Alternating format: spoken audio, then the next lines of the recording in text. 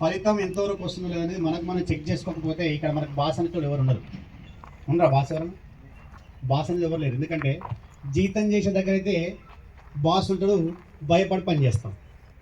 ఇక్కడ బాస్ లేరు కాబట్టి భయం ఉండదు, పని మీద ధ్యాస మరుస్తాం.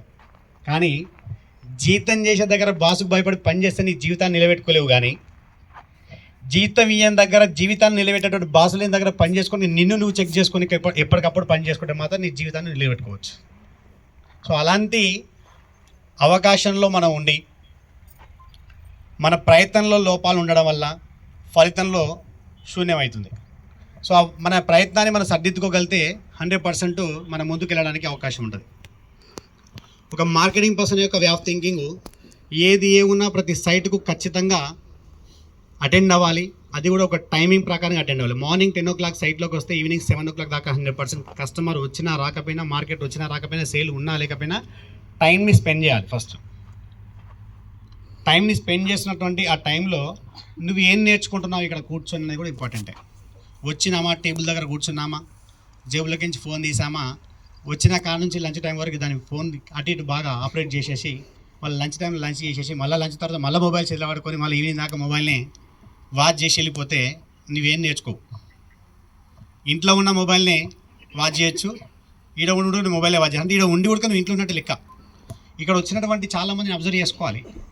ఎవరి వే ఆఫ్ థింకింగ్ ఎలా ఉంది, ఎవరి బిజినెస్ ఎలా ఉంది, ఎవరి మెంటాలిటీ ఎలా ఉంది, ఎవరు బాగా బిజినెస్ చేస్తున్నారు, ఎవరు బాగా మాట్లాడగలుగుతున్నారు, ఎవరికి బాగా అనుభవం ఎక్కువగా ఉంది. సో కంపెనీలో బాగా టాప్గా బిజినెస్ ఎవరు చేస్తూ ఉన్నారు, ఒకవేళ బిజినెస్ చేయకుండా ఉన్న వాళ్ళు ఎందుకు బిజినెస్ చేయకుండా ఉన్నారు, వాళ్ళ మైండ్ సెట్ ఎలా ఉంది, నెగిటివ్లో ఉన్నారా, పాజిటివ్లో ఉన్నారా. సో నేర్చుకోవాలి. తరచుగా ఏదైనా నేర్చుకుంటేనే జీవితంలో ముందుకు వెళ్ళడానికి అవకాశం ఉంటుంది. సో నేర్చుకున్నాను అంత అయిపోయిందని చెప్పేసి 3 నెలలకు 6 నెలలకు అంత నేర్చేసుకున్నాను చెప్పేసి సైట్లకు రావడం బంద్ చేసుకున్నా, మీటింగ్లకు రావడం బంద్ చేసుకున్నా, ఫీల్డ్ వర్క్ వెళ్ళడం బంద్ చేసుకున్నా, నువ్వు కామన్గా సైట్లోకి వస్తుంటావు పోతుంటావు అంతే. కానీ రిజల్ట్ అనేది రాదు. ఖచ్చితంగా రిజల్ట్ రావాలి, రెవెన్యూ జనరేట్ కావాలంటే సైట్ డేకి బిఫోర్ డేస్ ఏది ఏమన్నా బయటికి వెళ్ళి ఫీల్డ్ వర్క్ చేస్తేనే, జెన్యున్గా ఫీల్డ్ వర్క్ చేస్తేనే. ఇంట్లోనే అనుకుని ఎప్పటిదో ఇలా ఫీల్డ్ వర్క్ ఫోటో గ్రూప్లో పెడితే వస్తాయా పైసా? ఎవరు నమ్మేది కదా. ఎప్పుడో 3 నెలల క్రితం పోయిన ఫీల్డ్ వర్క్ ఫోటో ఉంటే ఇలా మన పైసని ఫోన్ కాల్ చేయగానే ఏమైంది ఎక్కడ పోలేదంటే ఆ పాత ఫోటో వెతికి అన్న గ్రూప్లో పోస్ట్ చేస్తాను ఫీల్డ్ వర్క్ అని, గోయింగ్ టు ఫీల్డ్ వర్క్ అని. నువ్వు ఇంట్లో పడుకొని పాత ఫోటో గ్రూప్లో పోస్ట్ చేస్తే మీ బాస్ని నమ్మొచ్చు, సరే మా వాడు బయటికి వెళ్ళి ఫీల్డ్ వర్క్ చేస్తుంది నమ్మొచ్చు. కానీ నీకేం వస్తుంది? జీతం ఇస్తాడా మీ బాస్? జీతం ఇవ్వడు. జీవితాన్ని ప్రసాదించడానికి మాత్రమే నేను గైడ్ చేస్తున్నాను. ఆ గైడెన్స్ని విని ఆచరిస్తే ముందరికి వెళ్తాం. కానీ ఆయన నమ్మేయడం కోసం మనం వాళ్ళ గ్రూప్లో ఫేక్ ఫొటోస్ని పోస్ట్ చేసేసి ఇంట్లో పడుకుంటే నీ జీవితమే ఆగమైంది. మార్కెటింగ్ రంగంలో మనందరం కూడా చేయాల్సినటువంటి ముఖ్యమైన విషయం ఏంటంటే, మనకి మనమే బాస్ కాబట్టి నీ బాధ్యతలు ఏంది, నీ భవిష్యత్తు ఏంది, నీ అవసరాలు ఏంది, వీటిని తరచుగా గుర్తు చేసుకొని మన పని విధానంలో ఎక్కడ కూడా లోపం లేకుండా జెన్యున్గా పని చేసుకుంటే రిజల్ట్స్ వస్తాయి. మన మార్కెటింగ్ రంగంలో ఉండి చేస్తుంది ఏంటంటే సైట్ డే రోజు వస్తున్నారు చాలామంది మార్కెటర్స్, ఎంఎంస్, ఏజెమ్స్, డీజెమ్స్, ఆల్మోస్ట్ జిఎమ్స్ అందరూ కూడా ఎవరైనా సరే వస్తున్నారు. టీమ్ రిక్రూట్మెంట్ సైట్ డే రోజు చేస్తున్నారు. టీమ్ రిక్రూట్మెంట్ సైట్ డే రోజు చేస్తే మరి కస్టమర్ ఏ రోజు చేస్తారు? అసలు సైట్ డే దేనికోసం కంపెనీ అరేంజ్ చేస్తుంది? సైట్ డేని అరేంజ్ చేసేది కస్టమర్ కోసం. కానీ కస్టమర్ కోసం సైట్ డేని అరేంజ్ చేస్తే కంపెనీ మార్కెటింగ్ పర్సన్ చేస్తున్నటువంటి మైనస్ లోపం ఏంటంటే ఆ రోజు మార్కెటర్ పట్టుకొచ్చుకుంటున్నాడు. నువ్వు సైట్ డే రోజు మార్కెటర్ పట్టుకుంటే మరి కస్టమర్ ఎప్పుడు పట్టుకొస్తావు? కస్టమర్ని పట్టుకోవాల్సిన రోజులు ఎప్పుడంటే సోమ, మంగళ, బుధ, శుక్ర, శని. ఈ 5 రోజులలో 100% నీవు టీమ్ని రిక్రూట్ చేసుకొని ఒక మార్కెటింగ్ పర్సన్ కంపెనీకి పర్చేజ్ చేసి తనతో బిజినెస్ చేయించాలి అంటే ఈ 5 డేస్ని యూజ్ చేసుకోవాలి.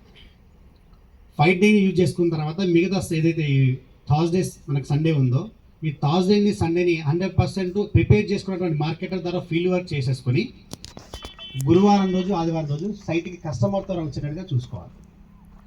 కానీ వెనకది ముందుకైతుంది, ముందు వెనకైతుంది. సైట్ డే రోజు మార్కెటర్ తీసుకొని జాయిన్ చేస్తే ఉపయోగం నీకేముంది, ఆయనకేముంది? ఇంకోటి సైట్ డేస్ రోజు నువ్వు మార్కెటింగ్ పర్సన్ తీసుకొచ్చి సైట్ నువ్వు రిక్రూట్ చేసుకుంటే ఆ రోజు నీకు ఓన్లీ సైట్స్ వరకు మాత్రం విజిట్ అవుతాడు, సైట్స్ తెలుస్తుంది. కానీ తనకి అసలు కంపెనీ ఎక్కడ ఉంది, హెడ్ ఆఫీస్ ఎక్కడ ఉంది, రీజనల్ ఆఫీస్ ఎక్కడ ఉంది, కంపెనీ విజన్ ఏంది, కంపెనీ సిస్టమ్ ఏంది, ప్రాజెక్ట్స్ ఏంది, ప్రైస్ ఏంది, తన క్యాడర్ ఏమి చేస్తున్నావు, తన ఎక్స్పీరియన్స్ ఏంది, తనకి ఎంత కమిషన్ ఎలిజిబిలిటీ వస్తుంది, ఇవన్నీ చెప్పాలంటే ఈ సైట్ డేస్ కాకుండా మిగతా రోజులలో అతను తీసుకొచ్చి ప్రాజెక్టులన్నీ చూపెట్టుకున్న తర్వాత సీదా ఆఫీస్ తీసుకెళ్ళి కూర్చోబెట్టుకోవాలి.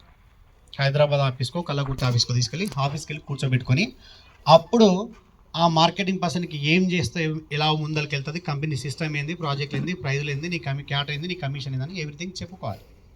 అది చెప్పుకోకుండా సైట్ రోజు తీసుకురావడం, ఇంటి మీద కూర్చోబెట్టడం, ఇవన్నీ సైట్లు లంచ్ టైం అయింది అన్న తిందాపా, దా కూర్చో, ఇవి మార్కెటింగ్ ఫామ్ నింపు, దా ఫోటో తీద్దాం, రైట్ అయిపోయింది. ఇంకా ఏం చెప్పలే ఆయన ఎట్లా చేయాలి, చేస్తే ఏమొస్తుంది, అసలు చేయాలన్నా వద్దా, నాకేమొస్తుందో తెలిస్తే కదా చేస్తాను, నాకేమొస్తుందో తెలియకపోతే ఎట్లా చేస్తాను. సో అదేది చెప్పకుండా గుడ్డి రిక్రూట్మెంట్ చేసేసి వదిలేస్తారు. మార్కెటింగ్ ఫామ్ ఫిల్అప్ మొత్తం 100,000 నిండుతున్నాయి. ఆ నిండినటువంటి మార్కెటింగ్ ఫామ్స్ ఫిల్అప్ కూడా ఎవరి దగ్గర వాళ్ళ దగ్గరనే ఉంటుంది, కంపెనీ చేరతలేవు మళ్ళీ.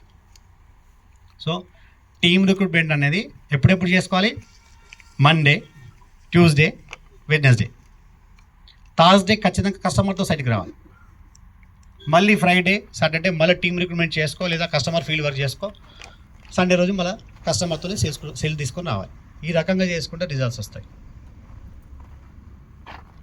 కానీ నేను ఒక విషయం చెప్తున్నా, ఇక్కడ ఉన్న అందరికీ ఆల్మోస్ట్ పెళ్ళి లేని వాళ్ళే కనబడతారు, ఒకరిద్దరు పెళ్ళిళ్ళు కాని కనబడతారు. అందరికీ బాధ్యతలే ఉన్నాయి. ఇంకా రాను వయసు అయిపోతూనే ఉంటుంది. ఇంకా బాధ్యతలు పెరిగే అవకాశం ఉంటుంది, తగ్గే అవకాశం అయితే ఉండదు. అవునా కదా?